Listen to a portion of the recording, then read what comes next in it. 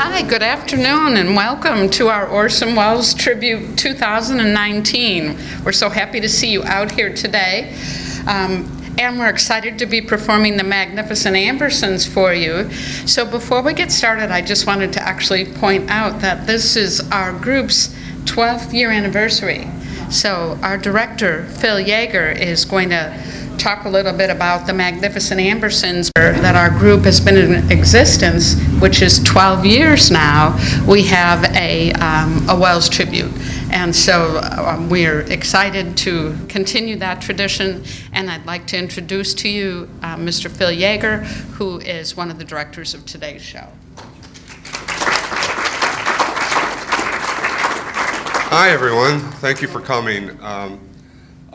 Cast, you may come out and sit down, please. This is so practiced. You can tell? Yeah.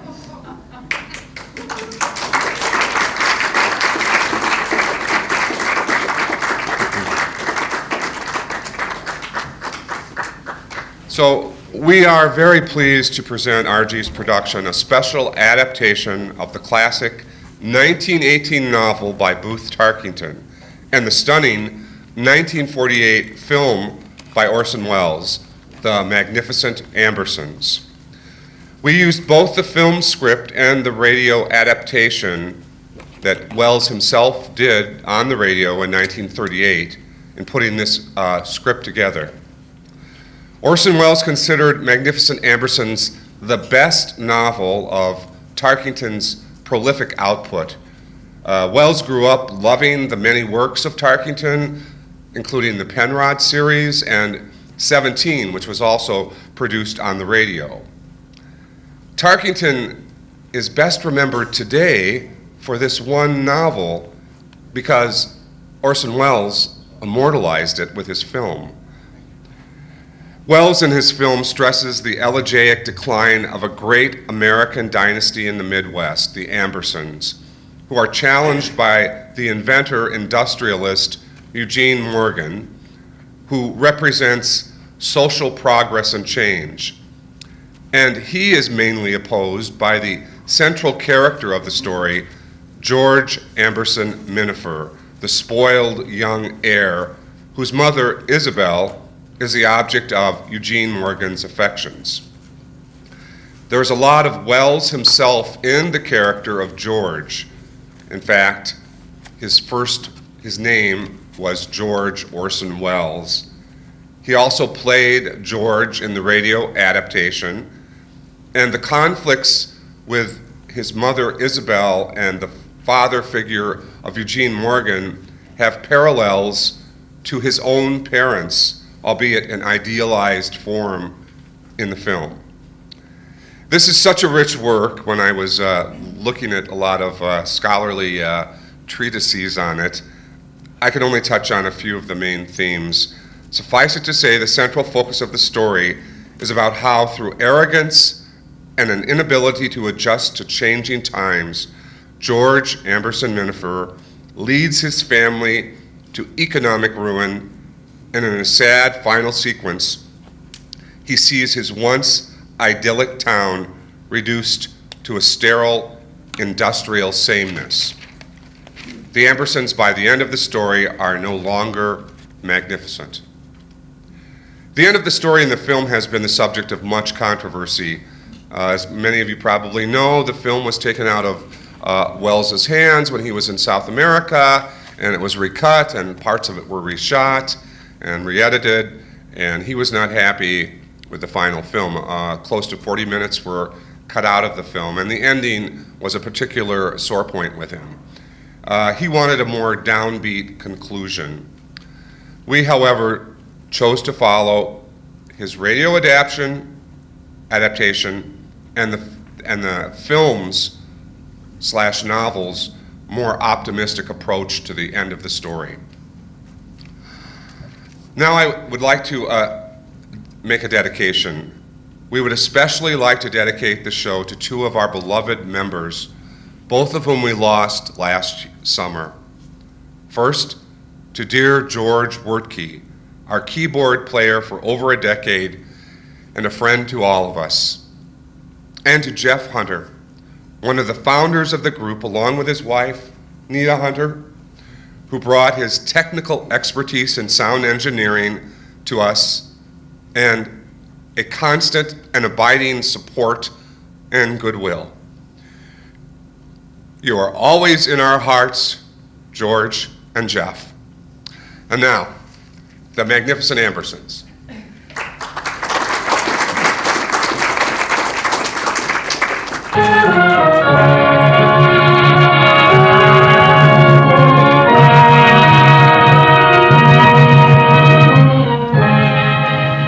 The makers of Campbell Tomato Soup presents the Campbell Playhouse, Orson Welles, producer. Good afternoon. This is Orson Welles. Today our theme is America. America at the turn of the century, in the days that saw the rise, the reign, and the decline of the Magnificent Ambersons. The book was a bestseller, but the Magnificent Ambersons is something better than that. It lives on as the truest, cruelest picture of the growth of the Middle West, and the liveliest portrait left of the people who made it grow. It's better than a good book. It's Booth Tarkington's best. And now we present the Magnificent Ambersons.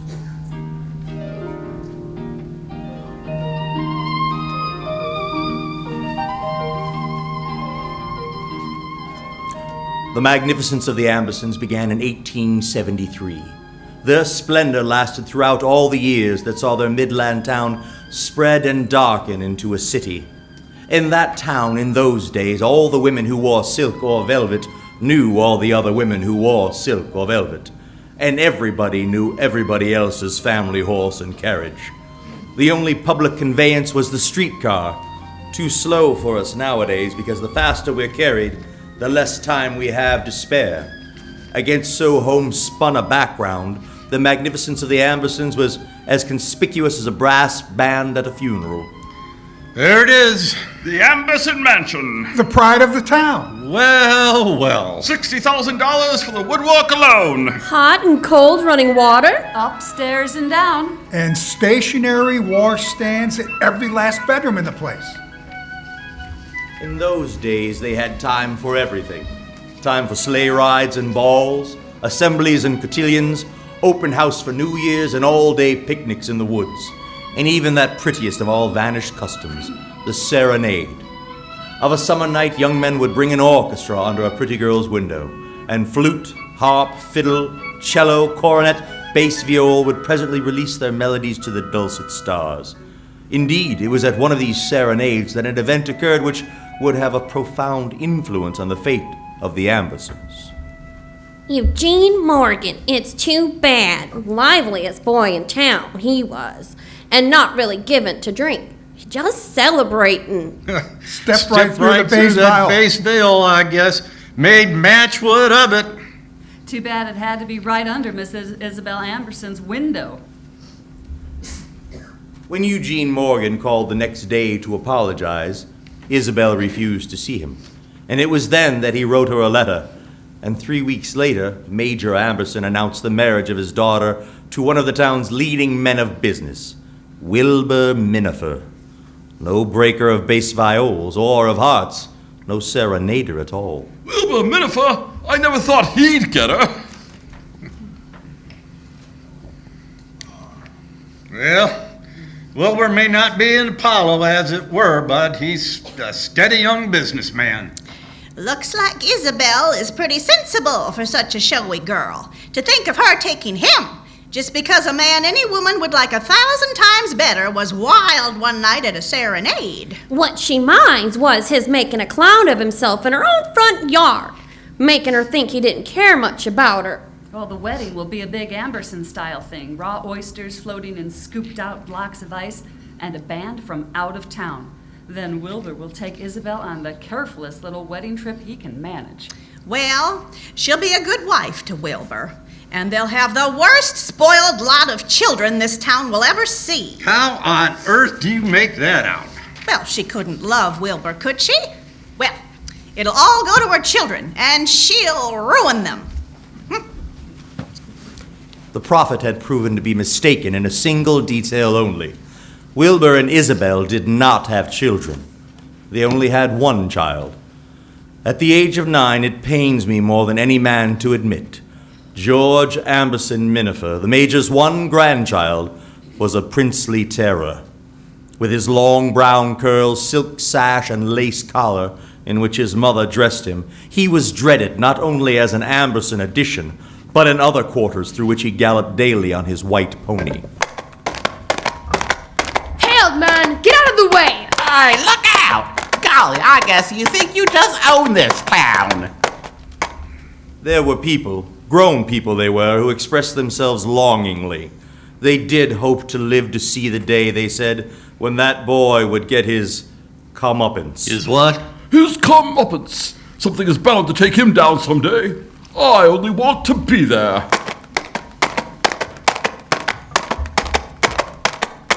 Yeah, look at the girly curls. Say, Bob, where'd you steal your mother's old sash?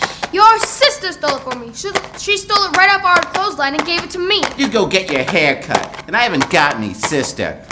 Yeah, I know you have it at home. I mean the one that's in jail. I dare you to get off that pony. Sure, I'll get down off the pony.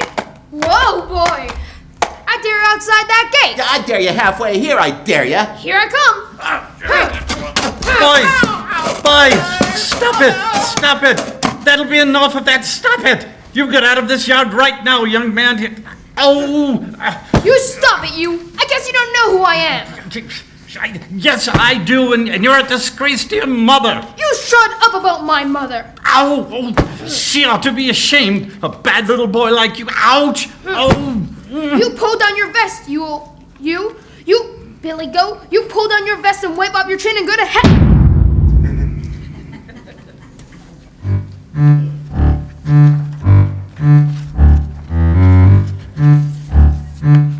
In the Reverend's letter, he says, "This was heard not only by myself, but by my wife and the lady who lives next door." He's an old liar. Georgie, you mustn't say liar. Dear, did you say what he says you did? Well, Grandpa wouldn't wipe a shoe on that old storyteller. Georgie, you mustn't. None of us Ambersons would have anything to do with him. That's not what we're talking about. I'll bet if he wanted to see us, he'd have to go around to the side door. Father, please. He's just riffraff. You mustn't say so. You must promise me to never use those bad words again. I promise. Unless I get mad at somebody. Wait till they send him away to school, then he'll get it. Oh, they'll knock the stuffing out of him. But George returned with the same stuffing. His arrogance, I'm sorry to say, grew with the years. When Mr. George Amberson Miniver came home for the holidays in his sophomore year of college, nothing about him encouraged any hope that he had received his comeuppance. Cards were out for a ball in his honor, and this pageant of tenantry was held in the ballroom of the Amberson mansion. This was the last of the great long-remembered dances that everybody talked about. George, in white gloves with a gardenia in his buttonhole, stood with his mother in the big red and gold drawing room, receiving the guests.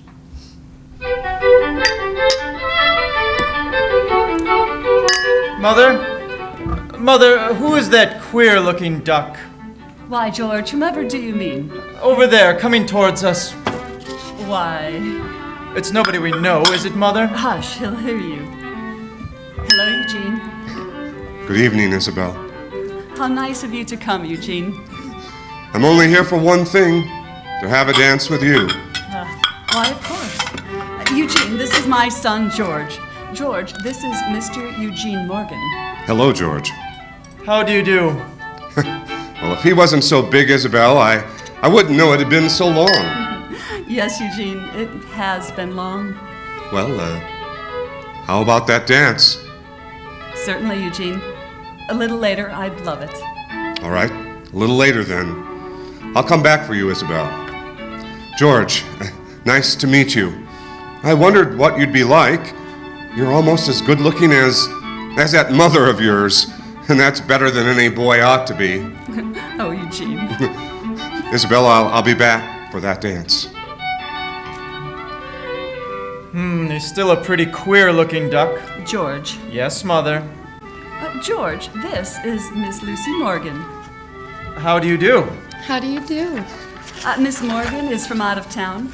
You might take her up to the dancing, George. I think you've pretty well done your duty here. I'd be delighted. What did you say your name was? Morgan. That's a funny name. Everybody else's always is. What's the rest of it? Lucy. Yeah, Lucy's very much all right. Thanks for letting my name be Lucy. As George conducted his partner to the ballroom, their progress was slow. Musicians hired especially for him were sitting in a grove of palms in the hall, and now tenderly playing for his pleasure. Dozens and scores of flowers had been brought to life, intended to this hour that they might sweeten the air for him while they died. It is to be doubted that if anybody felt more illustrious or negligently grand at this party, it was George Amberson Miniver. Well, Eugene, I'm certainly glad you're back. Well, it's nice to be back, Jack. It's been a long time. Who's that? Oh, I didn't catch his name when my mother presented him to me. You mean the queer-looking duck? The who? The queer-looking duck. I wouldn't say that. The one with him is my Uncle Jack. Honorable Jack Amberson. I thought everybody knew him. Oh, he looks as though everybody ought to know him. Seems to run in your family. He's a congressman, you know. Oh, really? The family always likes to have someone in Congress. Hello? Well, how's that for a bit of freshness? What was? That queer-looking duck waving his hand at me like that. He was waving at me. Oh, he was? I suppose he's some old widower. Yes, he is a widower. I should have told you before. He's my father. Oh. Well, if I had known that he was your father, Mr. Miniver, what are you studying in college? Oh, a lot of useless guff. Then why don't you study some useful guff? What do you mean useful? Well, something you'd use in your business or profession. I don't intend to go into a business or profession. Why not? Lawyers, bankers, politicians. That's a fine career for a man, isn't it? What do they ever get out of life? What do they know about real things? What do they ever get? What do you want to be? A yachtsman. May I have this dance?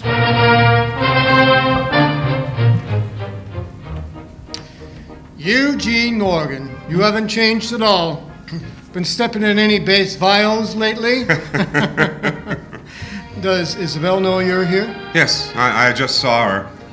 Where's Wilbur? I didn't see him. Isabel's husband never was one for parties, and he hasn't been so well lately. He's probably already gone home. Tell me, Jack, what do people in town think of young George? Well, a lot of people are glad to express their opinions about him.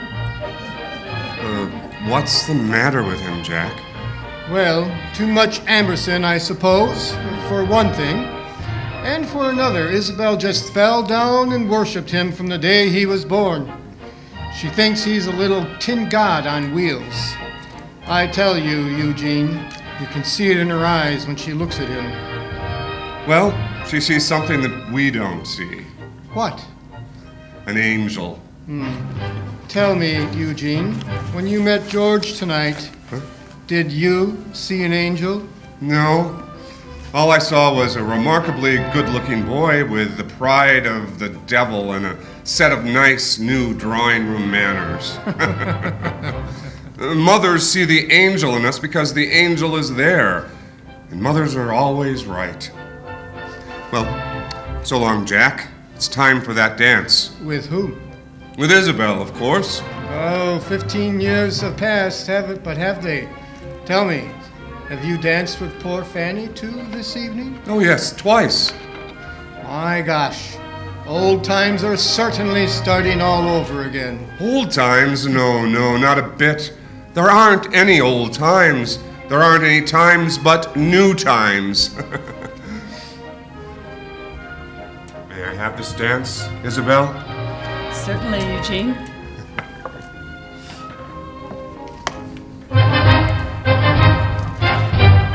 Would you care for some refreshments, Miss Morgan? Thanks. See here, are you engaged to anyone? No. Where do you live now? Papa and I have lived all over. Why do you keep moving around so much? Is he a promoter? No, he's an inventor. Oh, what's he invented? Just lately, he's been working on a new kind of horseless carriage. Horseless carriage? Do you mean automobile? Oh, well. Don't you approve of them, Mr. Miniver? What good are they? They always break down. Horseless carriages, automobiles. People aren't going to spend their lives lying in the road letting grease drip in their faces. No, I think your father better forget about them. Papa would be so grateful for your advice. I don't know that I've done anything to be insulted for. Well, you know, I don't mind you being such a lofty person at all. I think it's ever so interesting. But Papa is a great man. Is he? Well, let us hope so.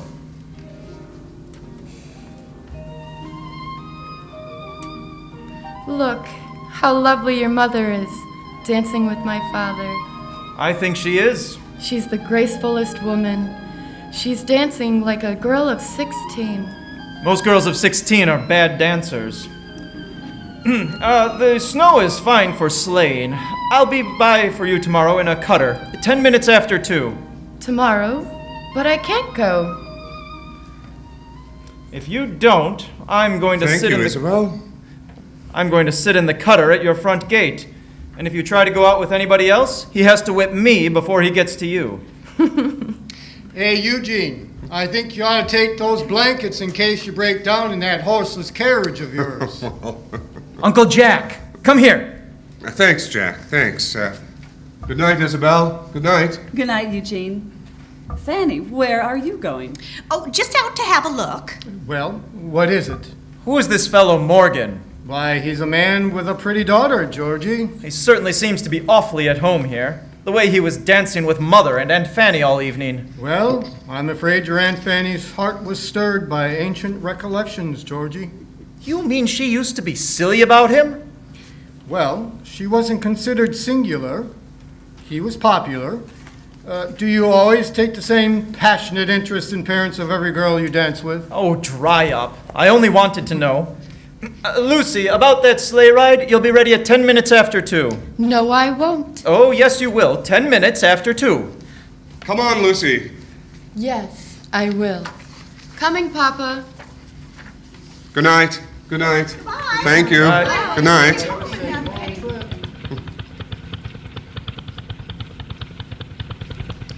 Papa, do you think Georgie is terribly arrogant and demeanoring? Oh, well, he's still only a boy, dear. Plenty of fine stuff in him. Can't help but be. He's Isabel Amberson's son. You liked her pretty well once, didn't you, Papa? Yes. I still do.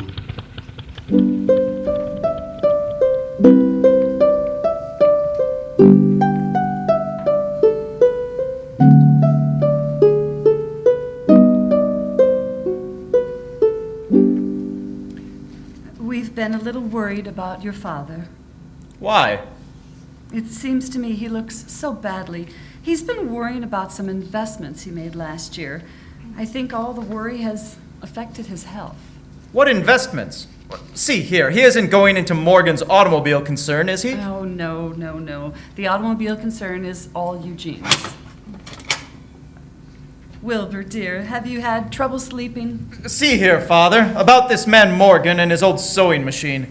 Doesn't he want Grandfather to put money into it? Isn't that what he's up to? You little silly. Eugene Morgan is perfectly able to finance his own inventions these days. I'll bet he borrows money from Uncle Jack. George, why do you say such a thing? He just strikes me as that sort of man, isn't he, Father? He was a fairly wild fellow 20 years ago.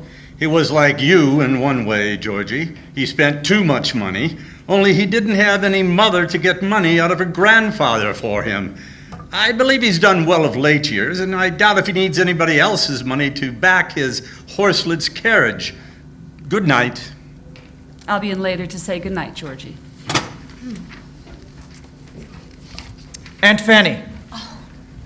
What on earth is the matter with you? I suppose you don't know why Father doesn't want to go in on that horseless carriage trip tomorrow. What do you mean? You're his only sister, and yet you don't know. He doesn't want to go because he doesn't like Morgan. Oh, good gracious. Eugene Morgan isn't in your father's thoughts at all. Why should he be? Good night. Oh, good night. Hey, are you two at it again? What makes you and everybody so excited over this man Morgan? This man Morgan? Excited? Oh, shut up. Can't people be glad to see an old friend without silly children like you having to make a big to-do about it? I've just been suggesting to your mother that she might give a little dinner for them. For who? For whom, Georgie? For whom, Georgie? For Mr. Morgan and his daughter. Oh, look here, don't do that. Mother mustn't do that. Mother mustn't do that. It won't look well.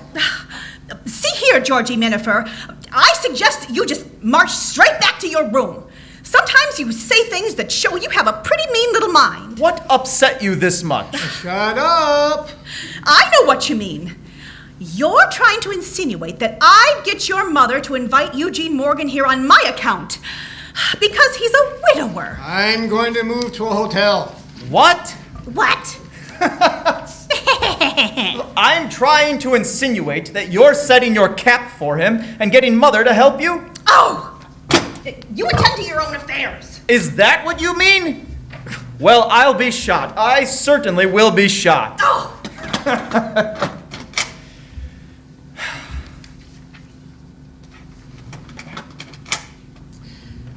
Come here, Georgie. It's getting so you can't joke with her about anything anymore. Well, I think we've been teasing her about the wrong things. Fanny hasn't got much in her life.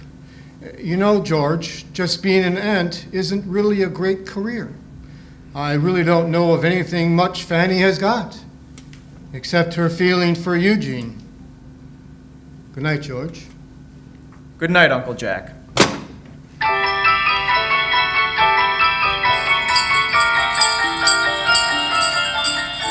Get up, Pendennis, get up! Gee, Lucy, I'm sorry you're cold. Oh, I'm not anymore with the wind behind us. I do hate to go back. It's so beautiful out here in the country. Yes, it is nice. Oh, for heaven's sake. What? Look down there, over on the road. It's Papa. He's having trouble with his machine. And your mother, Uncle Jack, and Aunt Fanny are with him. What did I tell you about those old sewing machines? Get up, Pendennis, get up! You're not going to go past them and just leave them standing there. We'll come back and pick them up. We'll just show them that horses belong on the road and not sewing machines. Get up, Pendennis, get up! Oh, slow down, George, slow down. Why don't you get a horse? Get a horse! What? George! Get a horse! Oh, George, be careful. You're going too fast. Look out! Look out, Lucy! Oh, Georgie. Lucy, are you all right? I'm fine, Papa. Oh, are you sure you're not hurt, Lucy dear? Oh, Georgie. No, they're all right, Isabel. The snowbank is a feather bed. But George, that terrible fall, sometimes one doesn't realize the shock. Oh, Isabel. That darn horse. Pendennis will probably be home long before we will.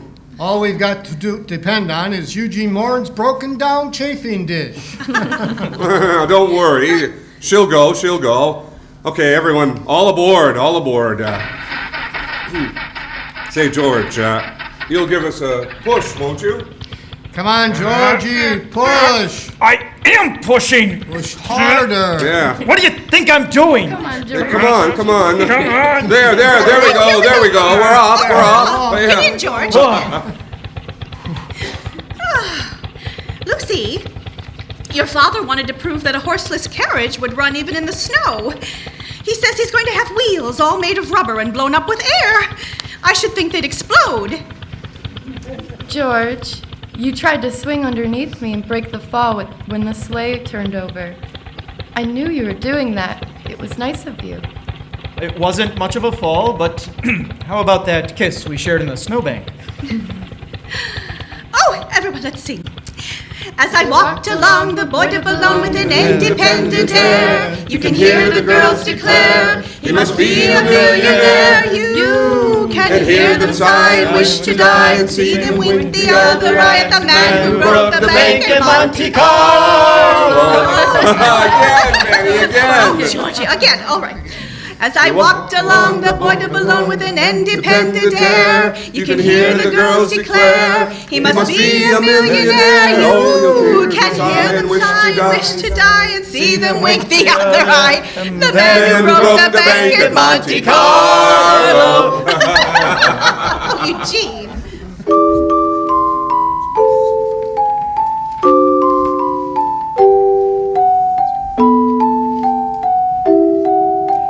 Even after the turn of the century in that Midland town, it seemed impossible to doubt that the Ambersons were entrenched in their nobility, behind polished and glittering barriers which were as solid as they were brilliant and would last forever. And for those fervent souls who continued to hope that George Amberson Miniver would soon get his comeuppance, the following year brought little comfort. But in his last year of college, 3 things occurred to upset the even tenor of George Amberson Miniver's life.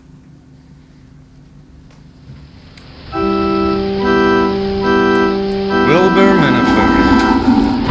Quiet man. The town will hardly know he's gone.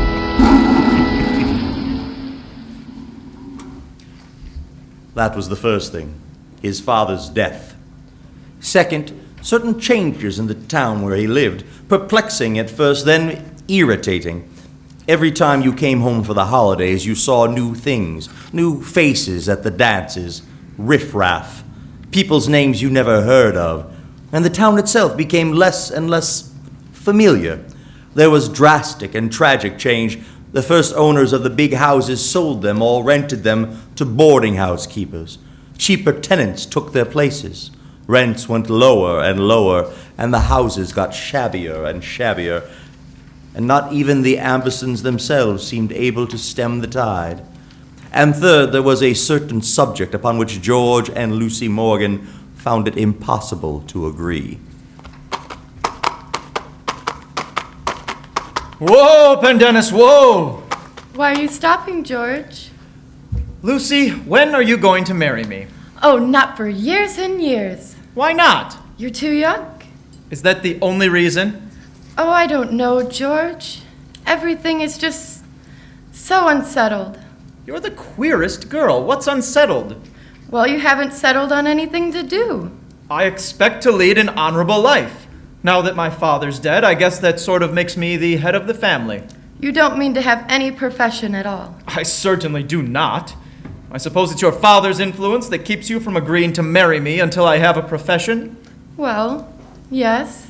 Do you think I'd be much of a man if I let another man dictate my own way of life? George, who's dictating your way of life? I don't believe in washing dishes and selling potatoes and trying law cases. No, I dare say I don't care any more for your father's ideals than he does for mine. So, if he would just mind his own business, I think we'd Please take me home, George. Take me home at once. If that's the way you want it, all right. That's the way I want it. Well, all right, if that's the way you want it. Giddy up, Pendennis!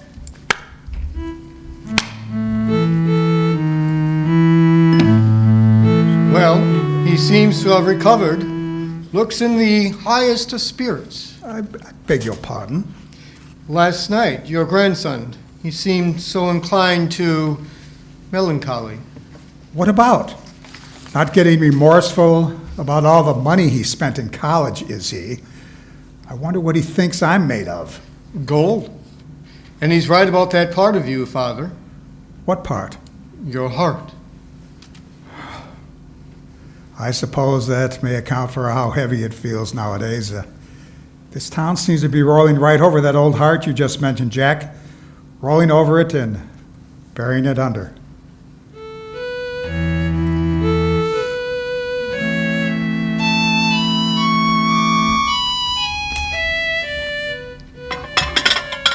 Would you like a little brandy, Eugene? No thanks, Jack. We're so glad that you could join us for dinner. I miss my best girl. We all do. Lucy's on a visit, Father. She's spending a week with a school friend. George, how does it happen that you didn't tell us before? You never said a word to us about Lucy's going away. Probably afraid to. He might break down and cry if he tried to speak of it. Ain't that right, Georgie boy? Or didn't Lucy tell you she was going? She told me. I suppose you two aren't speaking again. Eugene, I hear that there's another automobile firm that's opened up here in town. Well, I'm bound to have competition. That's part of the game, isn't it, Eugene? Well, of course. It shows that business is good. I suppose they'll drive you out of business, or else the two of you will get together and drive the rest of us off the streets. Well, then we'll just extend the streets.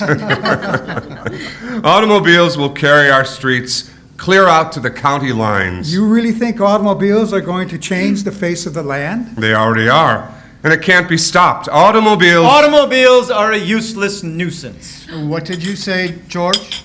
I said automobiles are a useless nuisance. They'll never amount to anything. They had no business being invented. Of course, you forget Mr. Morgan makes them, and also did his share of inventing them. If you weren't so thoughtless, he might think you rather offensive. Well, that would be too bad. I don't think I could survive that. George.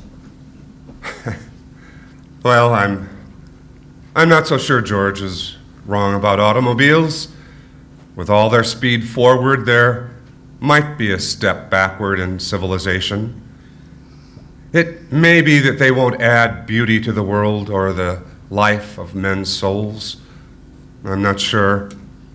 But automobiles have come, and almost all outward things are going to be different because of what they bring. They're going to alter war, and they're going to alter peace.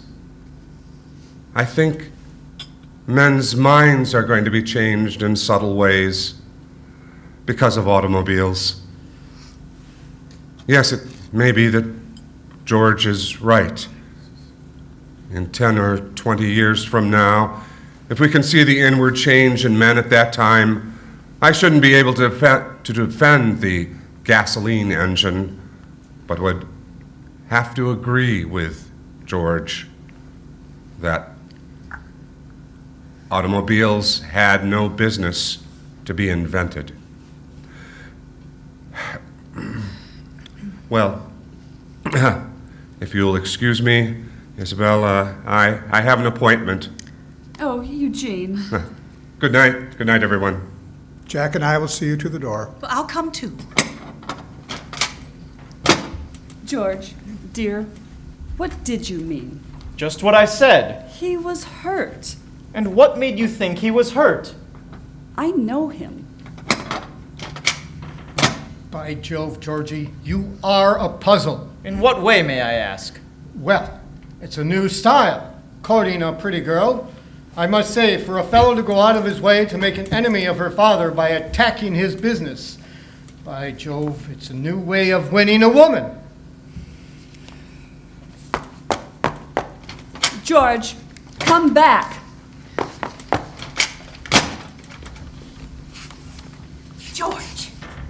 George, you're doing the right thing. Oh, what do you want? Well, your father would thank you if he could see what you're doing. Quit the detective business. You're making me dizzy. You don't care to hear that I approve? What's wrong with you? No, you're always picking on me. Always.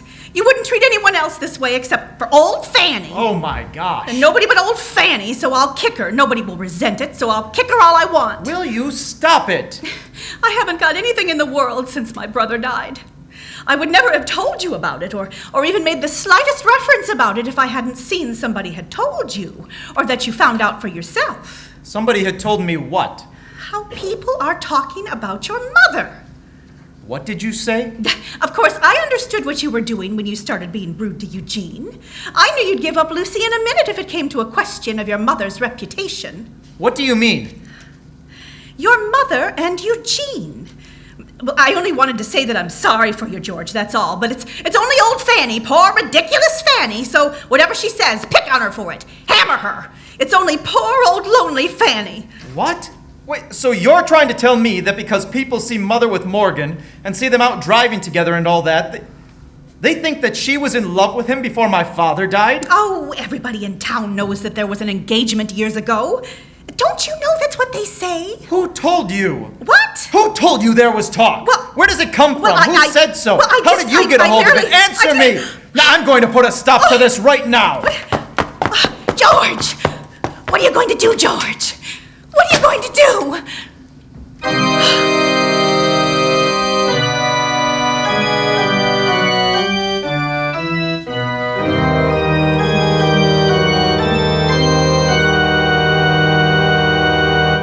You are listening to the Campbell Playhouse presentation of the Magnificent Ambersons.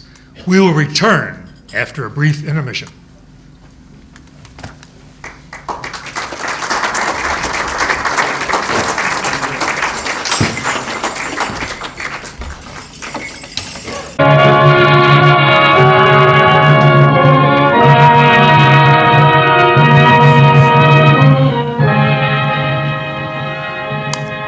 Ladies and gentlemen, welcome back to the Campbell Playhouse.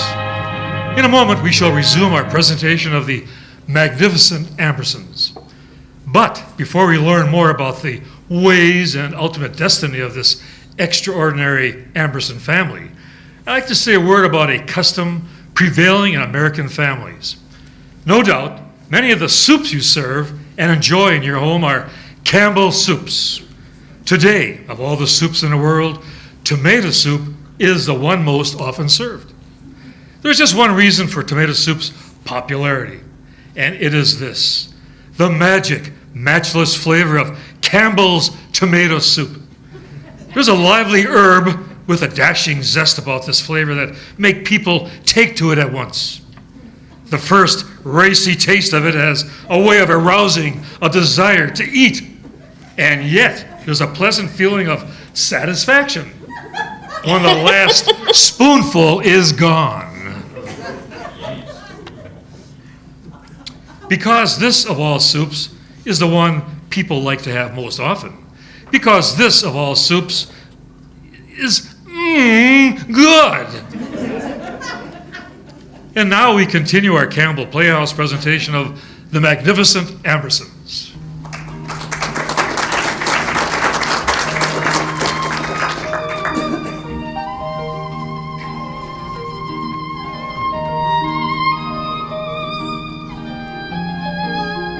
Isabel, dear, is there anything wrong?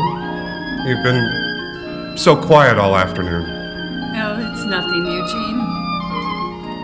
Well, it's just that it's the end of summer. It's been a very happy summer for me, but there will be other summers, Isabel. Times change things, Eugene. And when they change, you can't get them back. Things are like smoke. You know how a wreath of smoke goes up in a chimney. You see it getting fainter and fainter.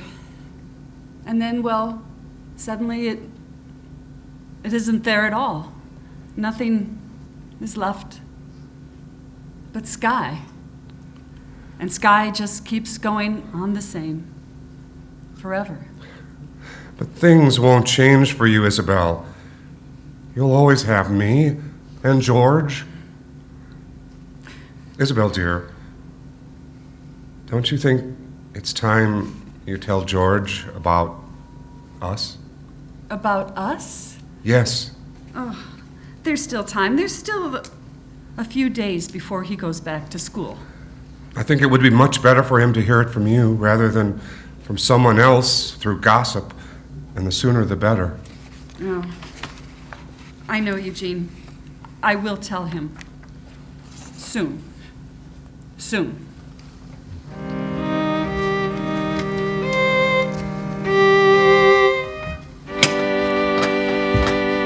Uncle Jack! Uncle Jack! Good gracious, Georgie, what is it? I've got to talk to you. I've heard what people are saying. Saying about what? For heaven's sake, if you're going to talk, be coherent. The whole town has been talking about my mother and that man Morgan. They say my mother is going to marry him, and that she was fond of him before father died. Everybody in town knows about it but me. Oh, is that what you're so excited about? Why do you listen to gossip like that? I'm glad I did listen. I have a right to know. Did you know about it? Did you? George, can you be sure there's been more gossip about the Amberson family than any other family in this town? You see, the more prominent you are, the more gossip about you from people who want to pull you down. But but they can't do it as long as you refuse to listen. The minute you listen, they've got you. Is that all you've got to say? That's all there is to say, Georgie. There's nothing to be done about it. Do you propose to just sit there and let this riffraff bandy my mother's good name about? Is that what you propose to do? Good name? Nobody has a good name and a bad mouth. Nobody has a good name and a silly mouth either. Didn't you understand me when people are saying that my mother means to marry this man? Yes, I understand you. Great God, you speak of it so calmly. Why shouldn't they marry if they want to? It's their own affair. Why shouldn't they? Yes, why shouldn't they? I don't see anything precisely monstrous about two people getting married when they're both free and care about each other. That you can even sit there and speak of it, your own sister! Oh, for heaven's sake, don't be so theatrical. Come back here. Don't you dare speak to your mother about this. I don't intend to, but I am going to do something about it. You can be sure of that. You just see if I don't.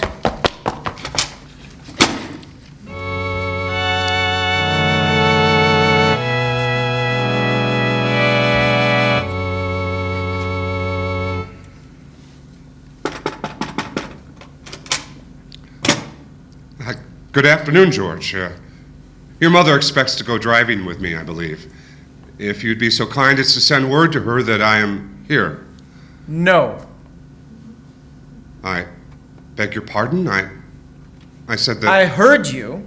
You said you had an engagement with my mother, and I said no. What's the matter? Mother will have no interest in knowing that you came here today, or any other day. I'm afraid I don't understand. I doubt if I can make it much plainer, but I'll try.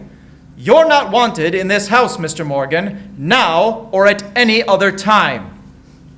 Perhaps you'll understand this.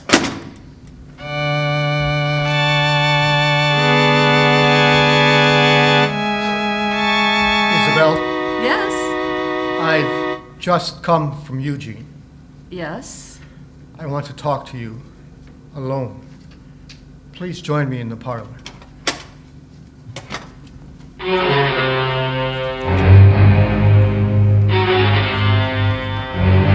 Well, I can just guess what that was all about. George, he's telling her what you did to Eugene. Go back to your room. You're not going in there. You go back to your room. Well, George!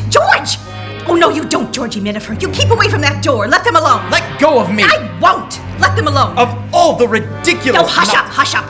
You'll back up to the top of the stairs. Go on. It's indecent. Like squabbling outside the door of an operating room. The idea of you going in there now. Jack's telling Isabel about the whole thing. Now you just stay here and let him tell her. He's got some consideration for her. I suppose you think I haven't. No, you considerate of anyone? I'm considerate of her good name. Oh! Look here, it seems to me you're taking a pretty different viewpoint on this. I thought you already knew everything I did. I was just suffering, so I wanted to let it out a little. Oh, I was a fool. Eugene never would have looked at me even if he had never seen Isabel. And they haven't done any harm. She made Wilbur happy. She was a true wife to him for as long as he lived. And here I go, not doing myself a bit of good by it and just ruining them. You told me how the riffraff in town were busy with her name, and the minute I lift my hand to protect her, you attack me. Shh. Your uncle's leaving. I'll be back, Isabel. George, come back here. Let her alone. She's down there by herself. Don't go down. Let her alone. Let her alone.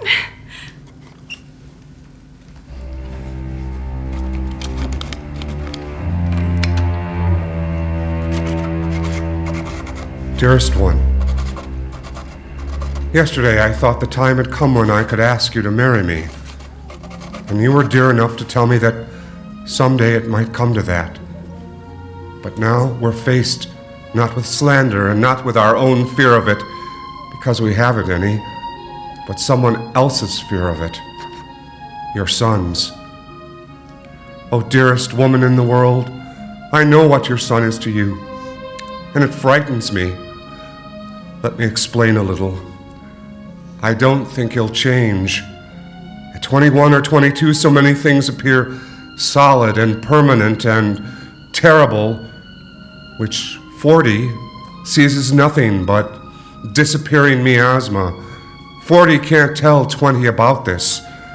20 can only find out by getting to be 40. And so we come to this, dear. Will you live your life your way or George's way? Dear, it breaks my heart for you, but what you have to oppose now is the history of your own selfless, perfect motherhood. Are you strong enough, Isabel? Can you make a fight? I promise you that if you will take heart for it, you will find so quickly that it's all amounted to nothing. You shall have happiness, and only happiness. I'm saying too much for wisdom, I fear, but oh, my darling, won't you be strong? Such a little, short strength it would need. Don't strike my life down twice, dear. This time I've not deserved it. Eugene.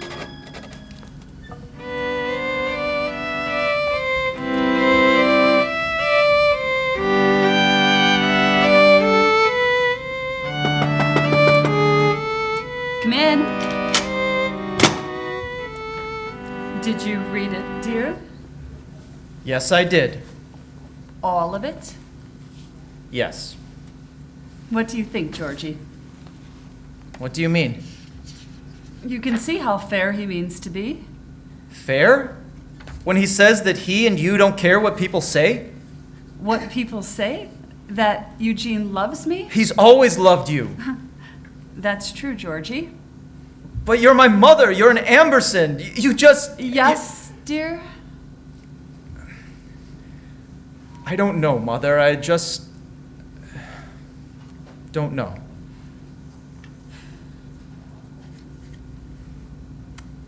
I'll write to Eugene. He'll understand. He'll wait. We'll go away for a while. You and I.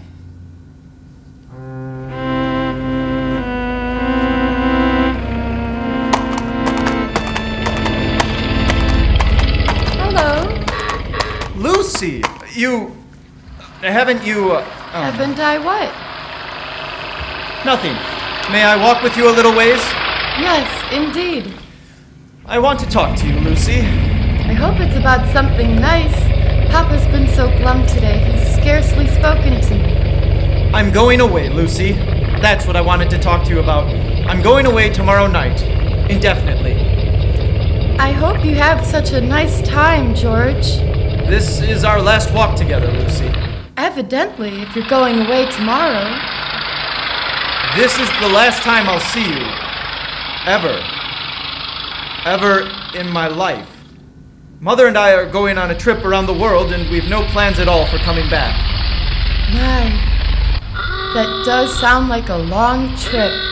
Do you plan to be traveling all the time, or will you stay in one place? I think it would be lovely to. Lucy, I can't stand this. I'm just about ready to go into that drugstore there and ask the clerk to give me something to keep me from dying. It's quite a shock, Lucy. What is? To find out just how deeply you care. To see how much difference this makes to you. I can't stand this any longer. I can't, Lucy. Well, goodbye, Lucy. I think it's goodbye for good. Goodbye, George. I do hope you have a most splendid time. Give your love to my mother, to your mother.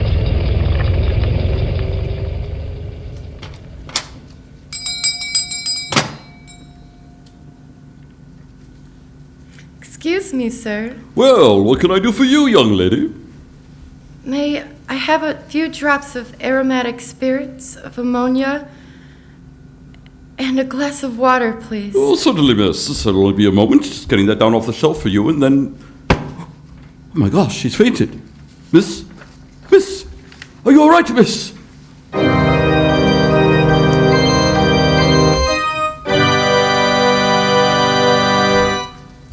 And so Isabel and George went abroad. But in time, all the travel took its toll on Isabel's health, which had grown fragile. By the time they returned home, nearly 2 years later, she had fallen seriously ill.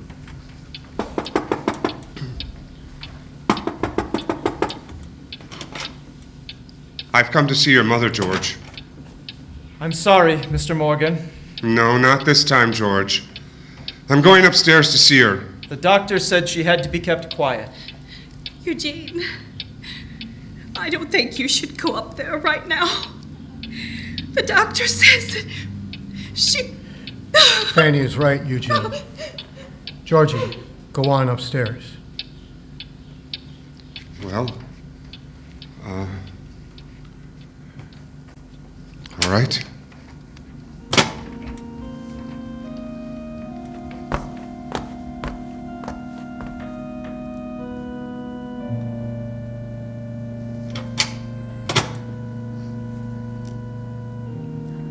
Darling, did you get something to eat? Yes, Mother. All you needed? Yes, Mother. Are you sure you didn't catch cold coming home? I'm all right, Mother. Oh, that's sweet.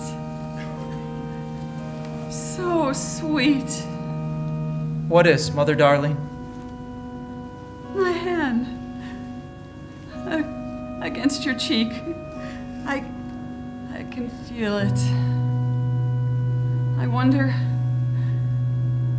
if Eugene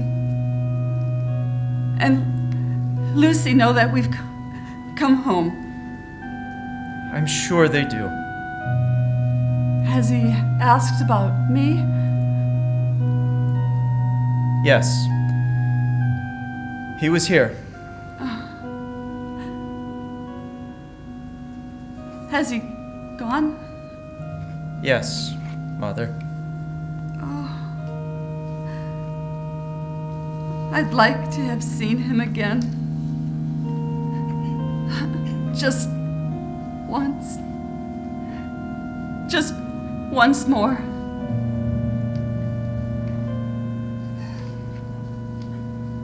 Mother? Mother? Mother?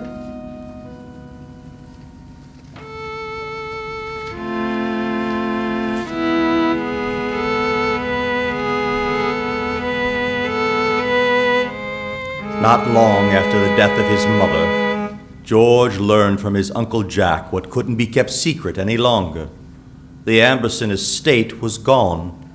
What with extravagances, taxes, and the new order of things, suddenly there was nothing left.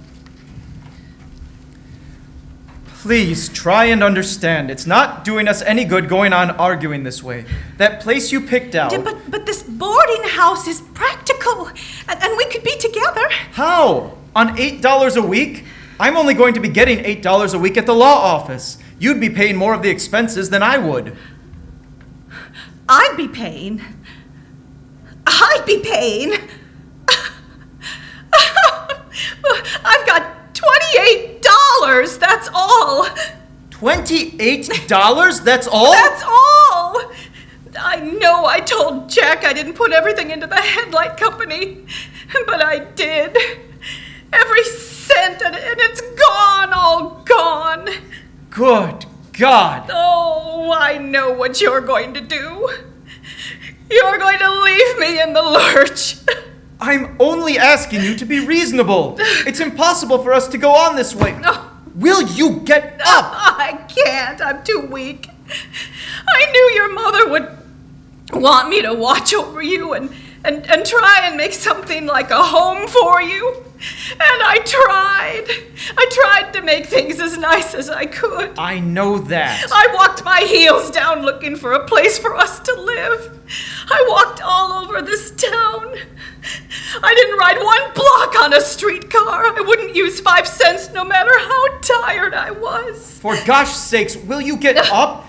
Don't sit there with your back against the boiler. Get up, Aunt Fanny. Oh, it's not hot, it's cold. The plumbers disconnected it. I wouldn't mind if they hadn't. I wouldn't mind if it burned. I wouldn't mind if it burned me, George! Aunt Fanny, for gosh sakes, get up! There. Now stop it! Stop it! Okay, listen to me. Listen to me. There. Now, that's better. Now, let's see where we stand. See if we can afford this place you've picked out. No. Oh, I'm sure the boarding house is practical, George. It's a comfort to be among nice people. I was thinking of the money, Aunt Fanny. I've got about $100 left. $100, that's all. We're going to need more.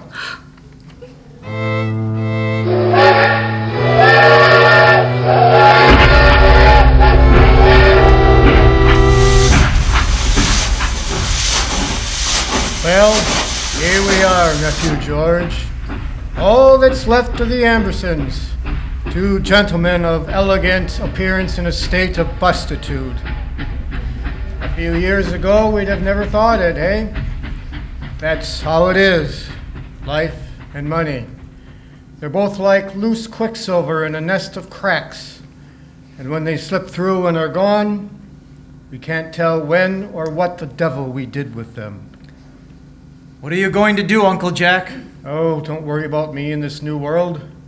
I'll be content just to survive. I'll get a consulship somewhere.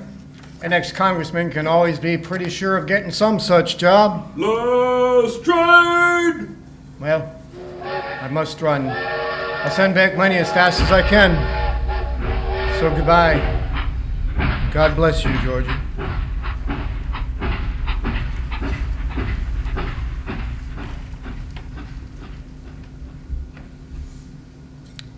The night George saw his uncle off at the train station, he walked home slowly through what appeared to be strange streets in a strange city. But the town was growing and changing. It was heaving up in the middle incredibly, and as it heaved and spread, it befouled itself and darkened its sky. Big new industries were springing up, steel and oil and this all-conquering thing, the automobile.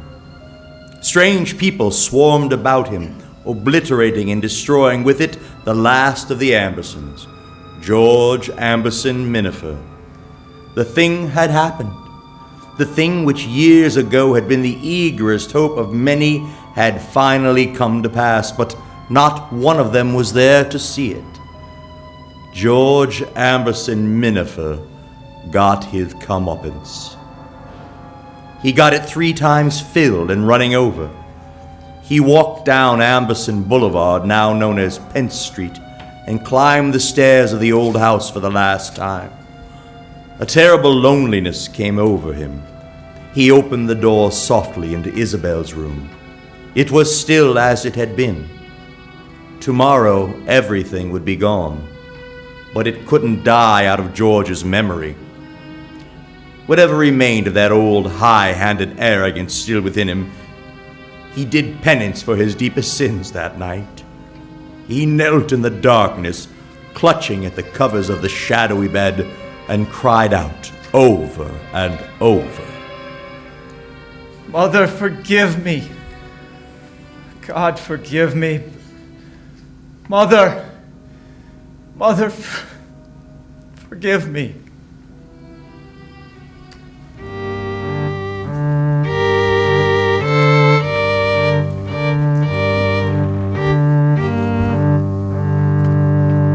Papa, Why, Lucy, what brings you down to the factory today? I want to talk to you, Papa. Are you very busy? I'm never too busy to talk to you, Lucy dear. Is something wrong? Yes, Papa. It's George Miniver. He's been hurt, badly hurt. He's in the city hospital. Both of his legs broken. He was run down by an automobile. An automobile? Oh. George Amberson Miniver run down by an automobile. That's too bad. Papa, do you know what he's been doing? Where he's been working? Well, no, I honestly couldn't say, Lucia, but I'm not very interested. He's been working with explosives at a chemical company, a dangerous job. He needed work so badly that, oh, Papa, he's changed. He's not the old George at all, and now this has happened to him. Well, I want you to go see him, Papa. Lucy, no, well, after all, you can't expect me to have any particular affection for that young man. It's what Isabel would want you to do, Papa. She'd want you to be kind. She'd want you to come with me to the hospital. He's lonely, Papa. His heart is broken. He needs us. We can help him. We could do so much for him, and we could, well, Papa, what are we gonna do?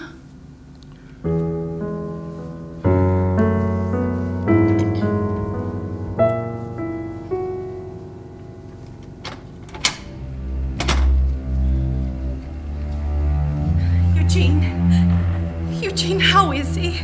How's Georgie? He's going to be all right. Oh, Fanny, I wish you could have seen George's face as Lucy and I walked into that hospital room. As I came toward him, he lifted his hand in a strange gesture, as if both imploring and forbidding. You know, I never noticed how much like his mother Georgie looks. And he took my hand, and you know what he said? You must have known that my mother wanted you to come here today, so that I could ask you to forgive me. And Lucy sat next to him, radiant and smiling. You know something, Fanny? I wouldn't tell this to anyone else but you. But it seemed to me that another radiance filled that room, and that through me, Isabel brought her boy under shelter again, and that I had been true at last to my true love.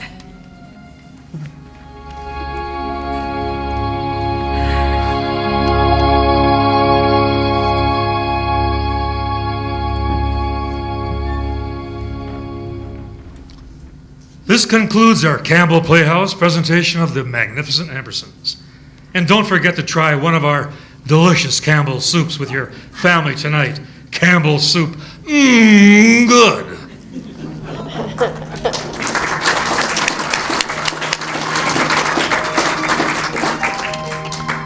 Ladies and gentlemen, The Magnificent Ambersons was based on Booth Tarkington's novel. It was directed by Philip Yeager. Script adaptation was by Amy Louise. Our sound engineer was Rick Haggerty. Music design was by Morgan Hunter. Live sound effects were by Candy Helson. Computerized music and sound effects were by Ed Godula. Our producer is Nita Hunter. Special thanks to Dave and Bonnie Seiler. Now our cast. Our Campbell's Playhouse announcer, Dan Sticker.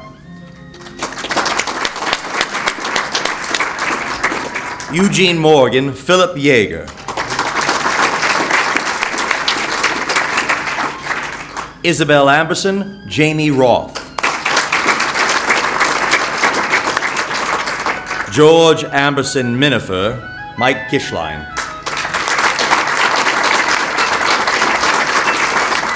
Lucy Morgan, Milan Myers. Fanny Miniver, Amy Louise. Jack Amberson, Jay Rattle. Major Amberson, Jim Collar. Wilbur Miniver, Reverend and multiple voices, John McLaughlin. Young George, Caleb Houghton. Young Bully, drugstore clerk and multiple voices, Ed Godula. And I'm the narrator and voice of Orson Welles. I'm Tony Lizaldi.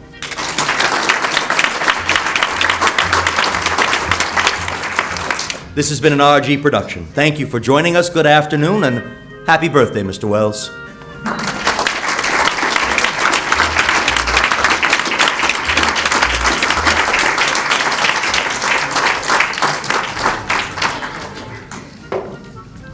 Before you leave, I forgot to tell you, I hope you enjoyed the show today. And we're excited about our next show that we have coming up, actually, and this is just something we learned a day or two ago, but if you're familiar with the old-time radio show Fibber, McGee, and Molly, well, it was sponsored by S.C. Johnson Company, and they are located in Racine, Wisconsin, and they did invite us up to perform Fibber, McGee, and Molly at the Golden Rondelle on Sunday afternoon, June 3rd. Stay tuned. Thank you.